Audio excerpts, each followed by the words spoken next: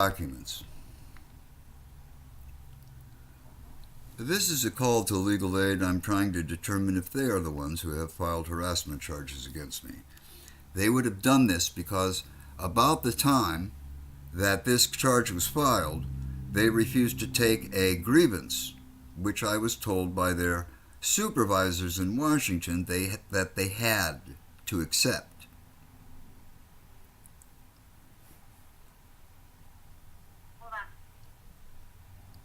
Friday from 9 a.m. to 11 a.m. She thought I was talking to her. I was talking to you. Thursday afternoon. If you are My readers. time, please stay on the line. This could be the last time you see me able to sit up. A screener will ask you questions about your income and assets to see if you are eligible. You may need to wait because of the large number of calls, but do not hang up. If you are calling for help outside of our application times, please either apply for service online or call back during those times. If you are calling for another reason, please stay on the line. The Iowa Legal Aid website has hundreds of resources. To find information about the law from the home page, click on Legal Topics.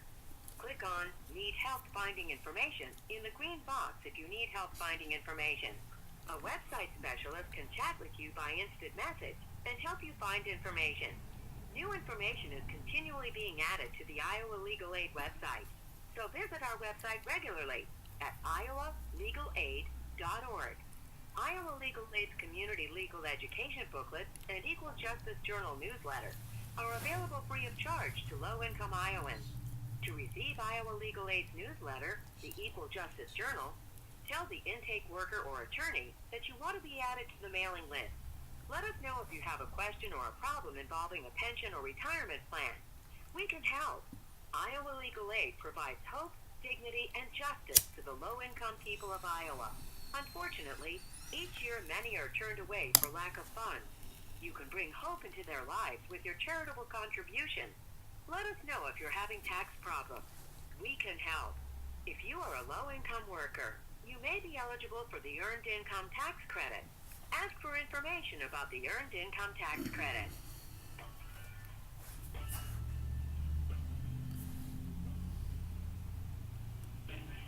Well, I hope I remember to turn the video on when somebody comes on the line. Thank you for calling Iowa Legal Aid. Hello, Jeffrey. This is Janelle. What can I do for you? Ask Janelle, I'm just curious. I have to appear in court tomorrow. I'm wondering, has Legal Aid filed harassment charges against me? Not that I know of. Okay, well, I'll take your word for that. What do you have to be in court for? I have no idea. Look. How do you know you have to be in court? Well, I just found out today from City Hall. Oh. You see, the first appearance I made in City Hall since I have been out of prison was over the issue of whether a reverend friend of mine was going to be able to serve food to the homeless. Apparently, the city was...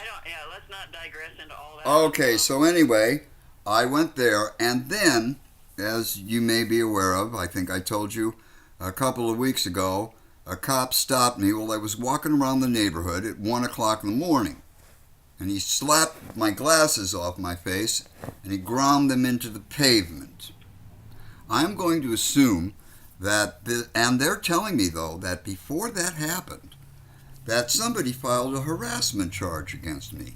I'm going to have to assume it's either Iowa City Hospital or someone connected with the county attorney's office in the matter of a doctor lying, having me locked up for a few hours, and having me beaten by a cop. As far as I know, it wasn't us, and we don't do criminal cases, so there's probably nothing more I can do for you. Well, okay. I'm just going to assume this has something to do with the Lane Waterman people or the hospital, because that's...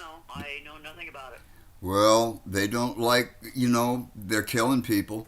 Nobody wants to help that. Well, They luck. throw people right out of the hospital who are dying. They killed my friend Mondo. He didn't have an insurance card, and he had trouble breathing. He had asthma. I don't know. I guess you can die from asthma, or you can go in respiratory arrest. Had friends die die from asthma as well. Well, they wouldn't treat him in the I hospital. can't He help you, didn't Jeff, have a. but I wish you good luck. Well, I don't think luck has anything to do with this, Janelle. Thank you. You're welcome. Okay. So now we're down to either the police or Genesis Hospitals or, in fact, the county attorney's office. Those are the only three people, those are the only three entities that I've been calling. Unless, of course, it was LLC from Washington. And since that harassment would have been a federal one occurring over state lines, I think the marshals would have shown up by now. So this is just a Quad Cities city administration or county administration wanting to silence me because a doctor made a false report so that a hospital could drain my Medicare and have me beaten to a pulp. And there is a video of that, and it is called Hospital Brutality, Aided and Abetted by Lane and Waterman. It is mostly audio, because I really couldn't point a video camera, my cell phone at anybody in the hospital. Couldn't do that. But I do have a sound recording of the entire episode. Right before I entered the hospital, I turned on my video camera and I put it in my pocket, and I've got a pristine, high-fidelity recording of a hospital breaking two laws. When you go into an emergency room, and by the way, I wasn't even supposed to go into the emergency room. This is what happened. The person that I just talked to has been accused by the hospital. This is my legal aid representative.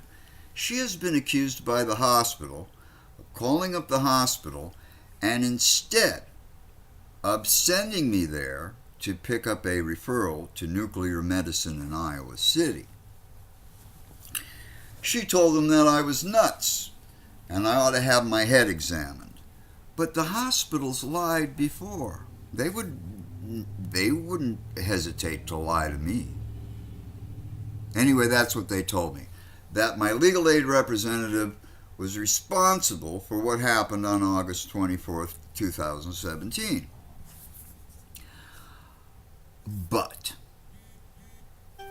what these people have been doing since the early 80s, which culminated, I thought, at that time, when they charged me with a Class X felony. They accused me of threatening to launch, shoot, discharge, or throw an incendiary device into a public building. At that time, at the hospital, and at that time, this was after two pigs had hit me on my head, and they had given me epilepsy, but the hospital didn't want to diagnose me with epilepsy, which I don't have anymore. It's an epileptiform condition. And what would happen is I would have a seizure. The action of waking up would trigger a seizure. This is how it was explained to me by Dr. Mark Hines, an authority, the guy who won my lawsuit for me. He explained to me that the action of waking up, my brain triggering to wake up, would trigger these seizures. I would have one each day. It would spoil my entire day, just from one.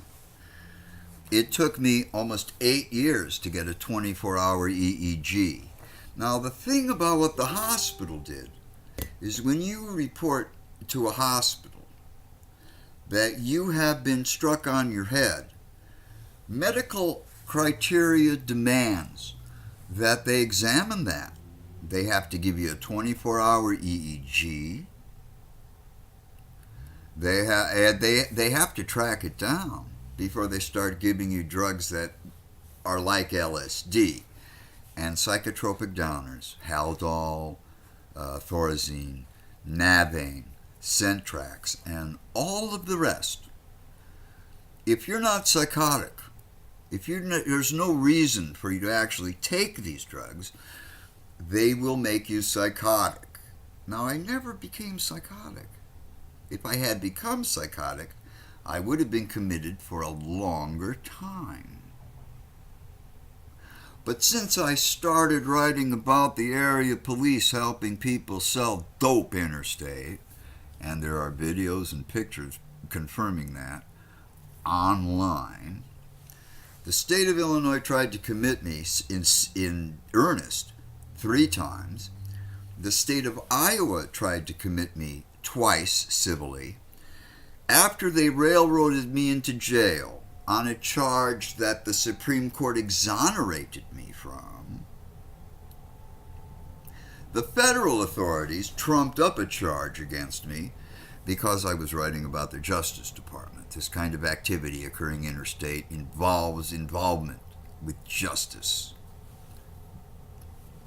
Take my word for it. You don't have to. Ask an attorney.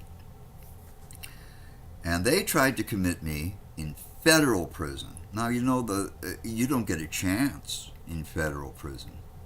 You don't get a chance. I didn't get an attorney for that commitment proceeding. And guess what?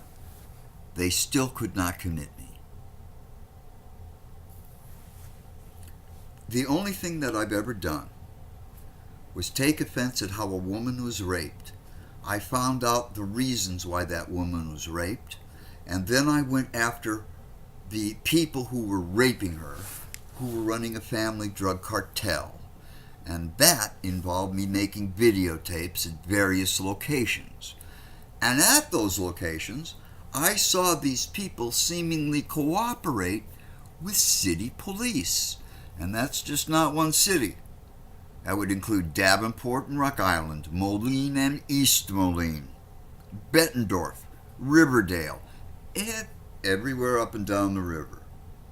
Everywhere I followed people who were transferring drugs for these people. I wonder if that second thing comes on because the federales are listening to me. They turned on my video camera twice this weekend. I had to have Geek Squad look into it. They're in my computers, they're in my phone. They have made it so that my phone company has me throttled down to between 3 and 30 kilobytes per second. Last night, however, I ran a speed test and I got a whole 119 kilobytes per second. That happens to be 9 kilobytes less than what you have to run your phone. So, if you're trying to text me, if you're trying to call me, especially, you may not get me because they're not going to put that phone through. As a matter of fact, people who know my number have told me that my phone is disconnected. You just heard my phone. It's not disconnected. They just want to isolate me. And now, the police the police and the county or some organization wants to silence me by imprisoning me because I have presented prima facie evidence that Dr. Lisa Davis lied to a magistrate in order for a hospital to drain my Medicare and for me to be beaten up because of what I previously wrote. In 1985, they did the same kind of thing to me. They charged me with a Class X felony. After 8 months' worth of hearings, Judge Werling determined that the hospital was lying, that I never made a threat. He also determined that a bill they were trying to get the county to pay for $3,000 for testing, he determined that testing was never done because during the last hearing, he asked Dr. Garside where those tests were. They should have been in my criminal file, but they weren't. And Dr. Garside told him that a number of very expensive neurological and psychiatric tests had been done on me while I was in a locked psychiatric ward And those tests had been lost. But they were still trying to charge the county for tests they never did. At that point in time, and I was suffering from a head injury, Judge Werling sent me to doctors that weren't associated with any Iowa hospital.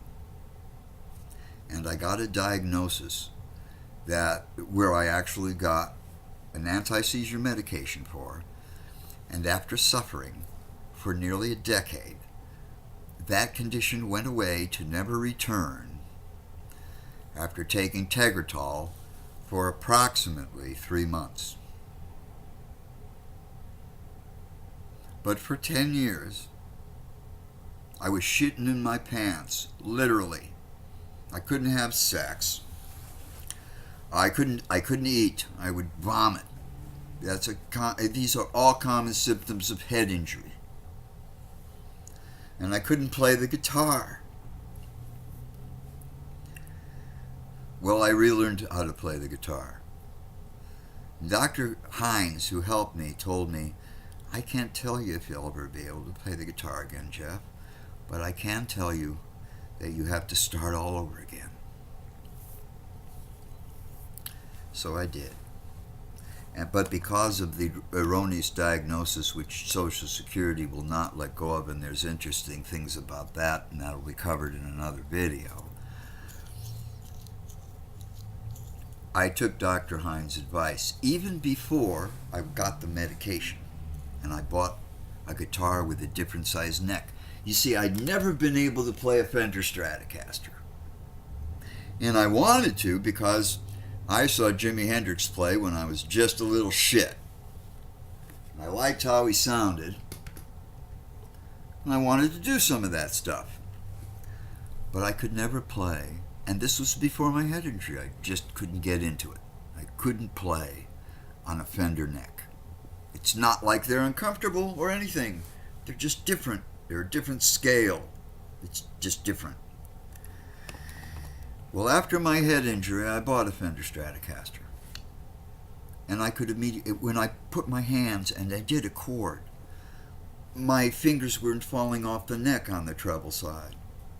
I could actually put my hand on the instrument and expect to land in the vicinity where I wanted to land. And I began to play the guitar again, even before I got medication. And then after I got medication, I got real good again.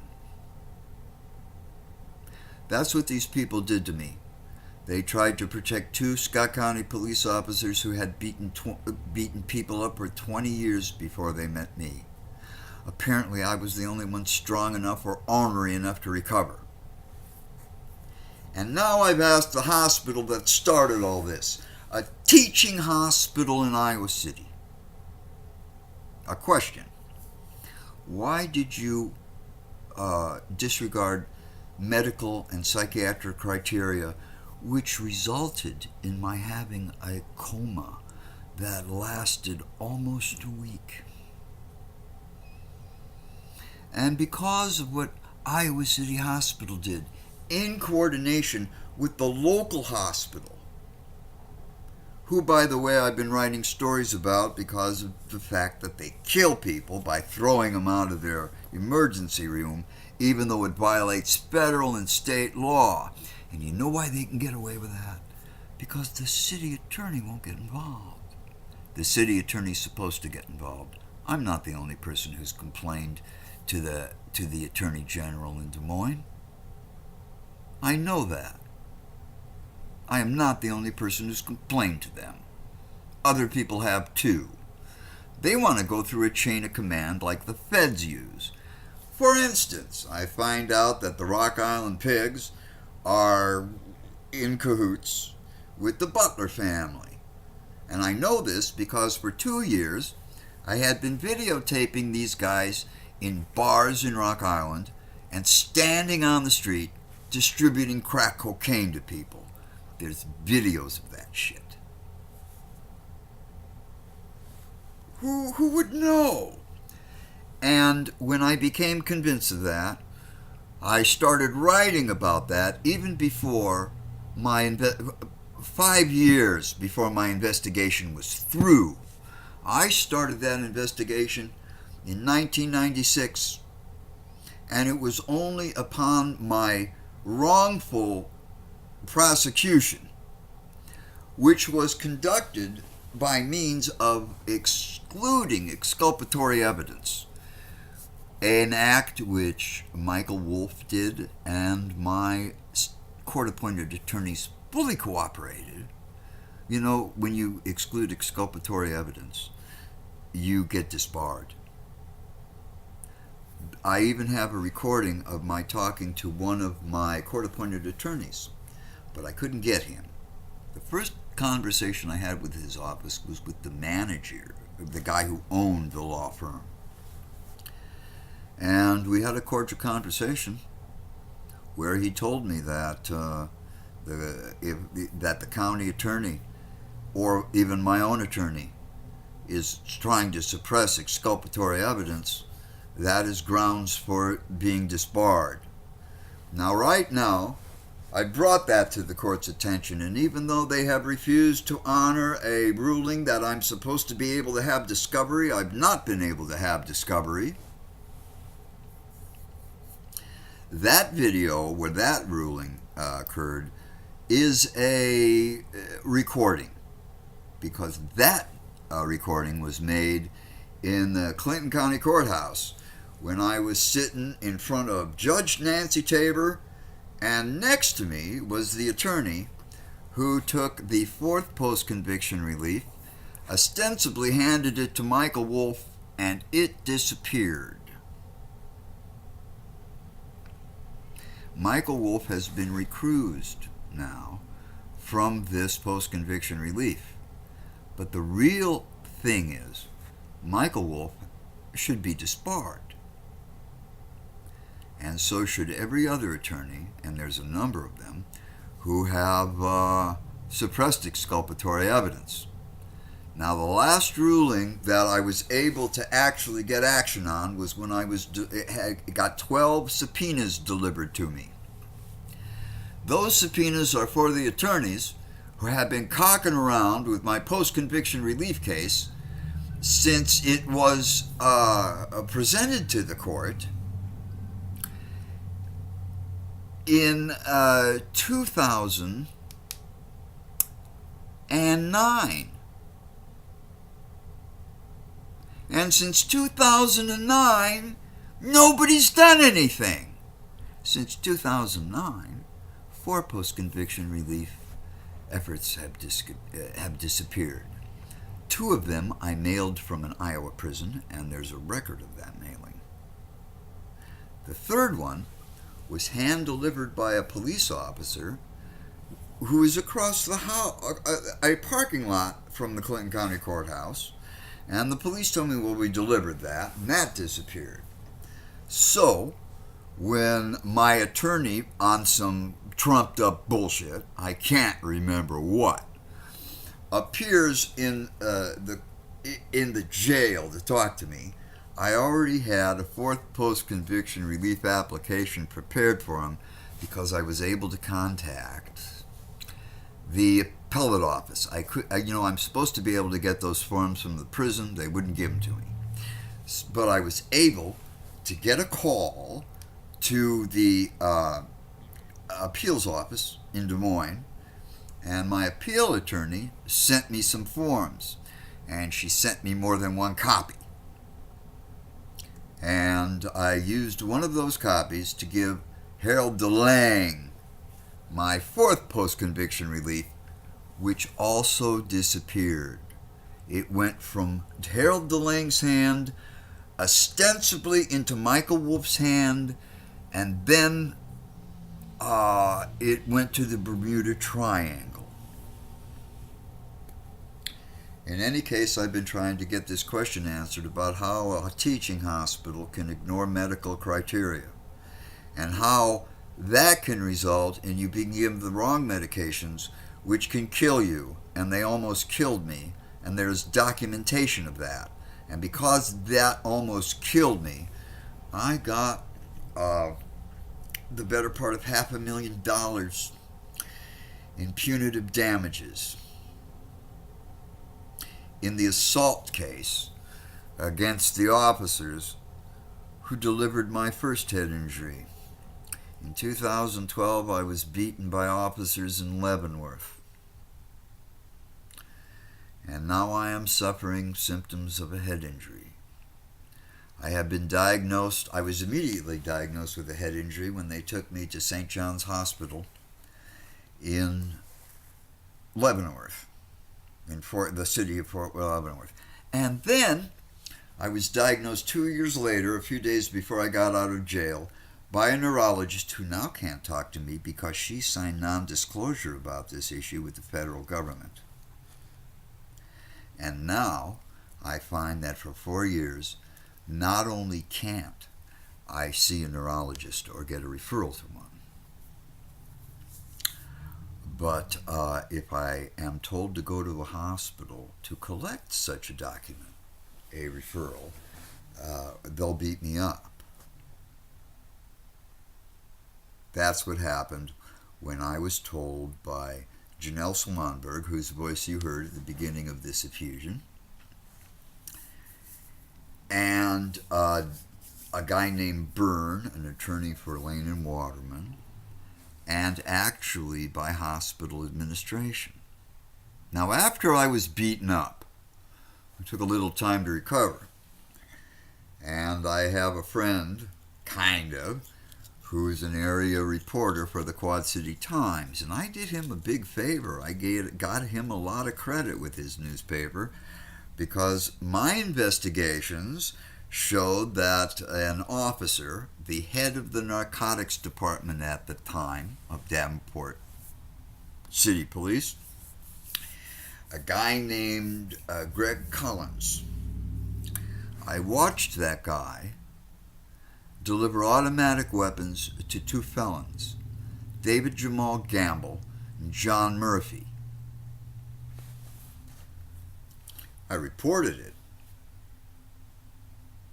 I was ostracized for reporting it. And I had a conversation with this, and this is the first time I met Mr. Geyer. I told him about what I had found out, and I told him to look at my website. I believe. So long ago I can't even remember if I'd started my website at that time. Actually, no, I hadn't. But I did have videotapes. And without seeing my videotapes, he did proceed on the tip I gave him. And apparently some kind of stink started to arise, and Greg Collins not only found himself out of a job, but he faced charges. He didn't face charges for helping the Butler sell dope and many other family drug cartels. What they did is they were going to dismiss him because he did inappropriate actions with some of the bicycles in the police lost and found. You see, pigs never go to prison. There's always a way out. But Greg Collins was dirty. He gave automatic weapons to David Jamal Gamble. Not a good thing to do. Look up the record of David Jamal Gamble, Davenport, Iowa, Rock Island, Illinois. Look it up.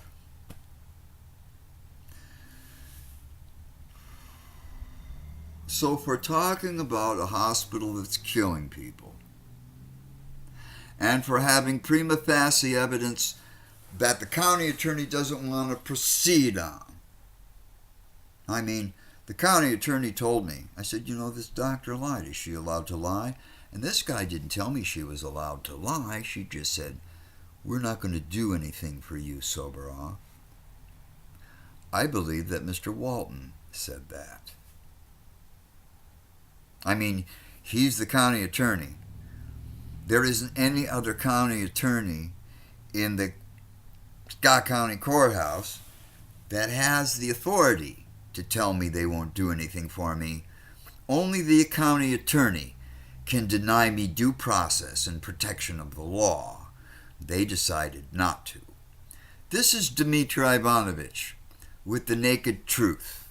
Tomorrow, I'm going to court over a false charge. And as we all know, I make recordings of all my phone calls. So as soon as I know what's going on, you guys are going to be hearing about it, and you guys are going to be hearing conversations that I would have kept private, but I can't now, because now it's a criminal case. I only do this for my own protection. And I don't want to be told, you carry this, you make these recordings. Are you paranoid? If you know they're out to get you, that's not paranoia. I mean, let's look at the whole thing. The whole thing is this. Don't want to belabor a point, but this might be the last time I talk to you for a while. What we got is my getting involved in an issue because I was thrown out of a hospital, and I found out at that point in time, if I don't have insurance, they're not going to look at me.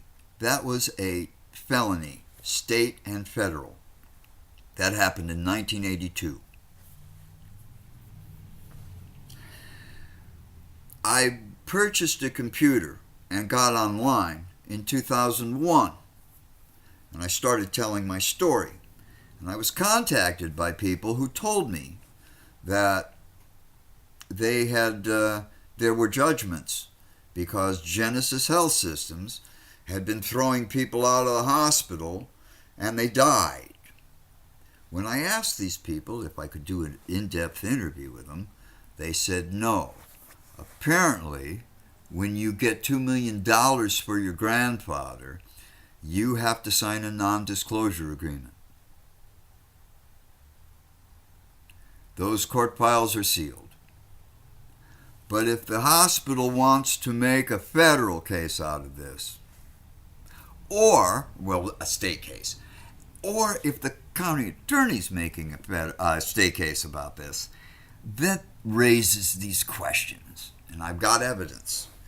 I can prove that a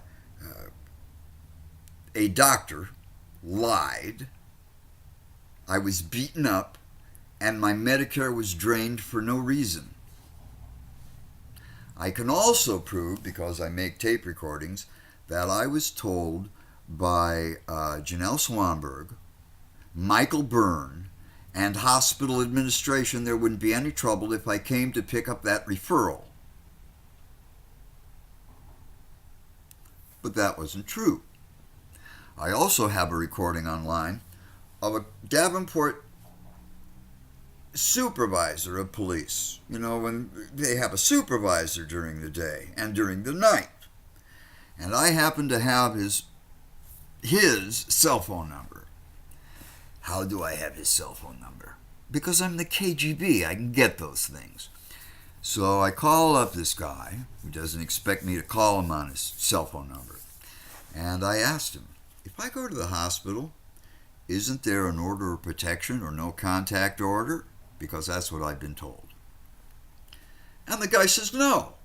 Now that order of protection, no contact order was like over 5 years ago. I'm familiar with the kind of order of protection that only lasts for 2 years. Apparently, if you find out something about the hospital that they don't want anybody to know, and they don't want anybody asking them any questions, they can get a lifetime no contact. So the Davenport police lied to me on that occasion, and that is also on YouTube. You can find that. I forgot what I called it. But it's on YouTube. I do have the recording, and maybe I'll make a second edition of that with a title I can remember. But I only published that for my own protection. I was told by the police to go there. They should not have done that. But then again, if you know they're out to get you, there isn't paranoia. It's just, they're out to get there. Now, there's another interesting thing now, I'm supposed to have made a false report. I did have occasion to call the police 2 years ago about a guy named Big Wheel. That's his street name. I don't know his real name. He's a black guy. They call him Big Wheel because of the things he does in the street. And one day he told me that he was going to kill a policeman. He told me this. And of course I told him not to do it, even though I'm not a friend of the police. And after we had a conversation, I thought about this. And I decided that even though it was a cop this guy said he was going to kill, I'd still feel guilty if I didn't say anything. So I called up the Davenport police and I made a report. They won't take reports from me because the county attorney told me, we're not going to do anything for you. And just a little while after I had told the police that this guy is like having a mental breakdown, and he tells me he's got a gun, and he tells me he's going to shoot a cop, they didn't do anything about it. He didn't kill a cop, but he did kill somebody. And now he's sitting in jail, awaiting trial for the rest of his life.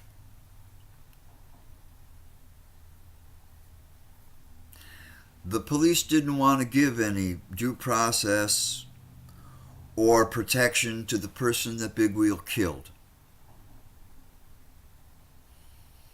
Probably because I made the report. Maybe if anybody else had made that report, they would have done that. But then again, the police here are extremely racist. And they know that most crime that occurs by blacks is black on black. That's a statistic. And they figured he was just going to kill another black guy. And sure enough, he did. But they didn't want to protect that person who got killed.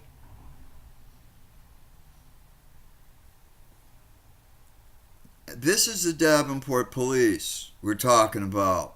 We're talking about a county attorney who refused to file charges against a guy who knowingly passes AIDS around because it's open season on gays in Davenport.